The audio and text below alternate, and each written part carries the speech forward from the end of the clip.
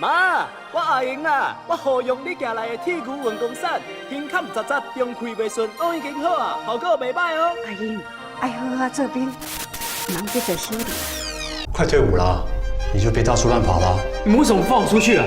口令，为什么都卡在同一天呢？咱拢是地府灵啊，这个阿姑，咱是变改。我出去啊！我出去！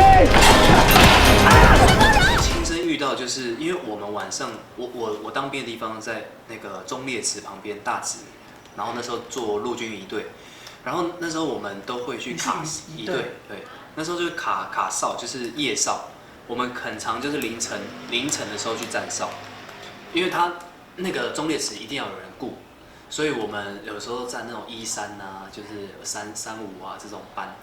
然后有时候我在站哨的时候，坦白讲，我会听到一些怪怪的声音，就是我们的营区还是那个忠烈祠的里面的声音，因为一定是没有人的，对，但是不知道是想睡还是怎么样，就是会听到一些哼歌的声音，对，自己有曾经男生自己曾经有听过，然后我就觉得哇超毛的，因为站哨都自己一个人站在忠烈祠，然后中间步道一个人，超可怕，真的超可怕。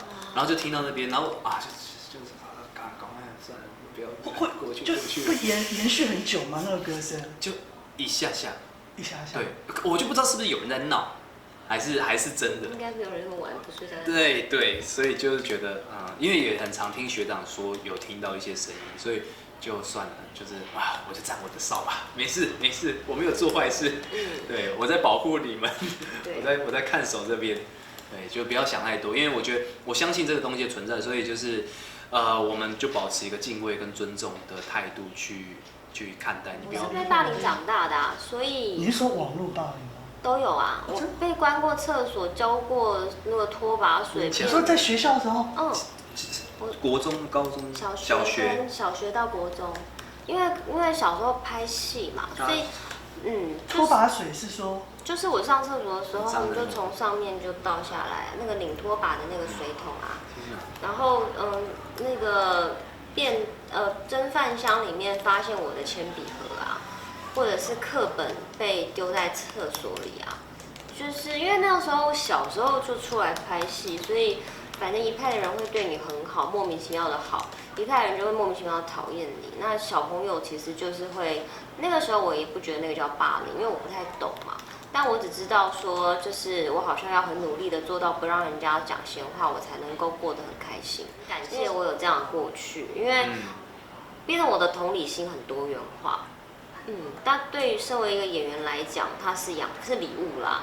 如果我今天没有经历这些东西，我其实拍阿荣这部片，我可能不能感同身受他的那种苦，跟人性有的时候他其实没有对跟错，因为你可以理解那个时候泼我水的学姐，她就是很嫉妒我啊，她也很想要当明星，但她没有机会。那我是被嫉妒的那一个，那当然这是我。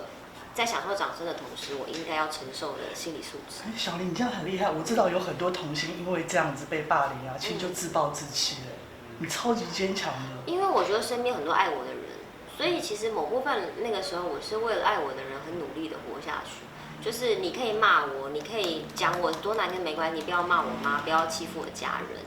所以其实那时候反正网络霸凌也很多嘛，就有人曾经说他是什么我的什么什么同学。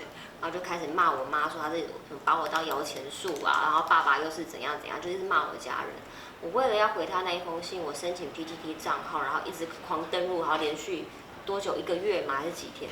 我为了回他那一封信，然后后来我就写了1000多个字给他。对，我就跟他讲说，你可以不喜欢我，你可以讨厌我，我觉得我都接受，但你骂我的家人，我就是跟你拼。